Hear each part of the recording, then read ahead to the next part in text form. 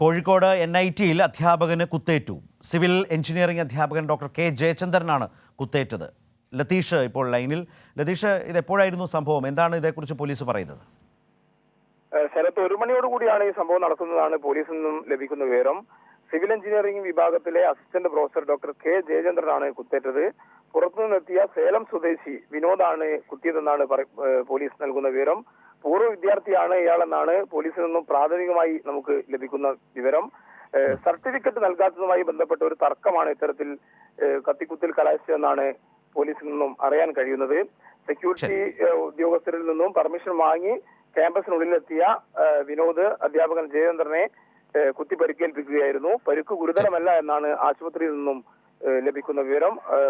മുക്കത്ത് തന്നെയുള്ള NIT-ക്ക് സമീപം തന്നെയുള്ള സ്വകാര്യ ആശുപത്രിയിൽ അധ്യാപകൻ. ശരി ലതീഷ്, ഏതായാലും പൂർവ്വ വിദ്യാർത്ഥിയാണ് അക്രമി എന്നതുകൂടി ഇപ്പോൾ വരുന്ന വിവരങ്ങളിൽ ഉണ്ട്.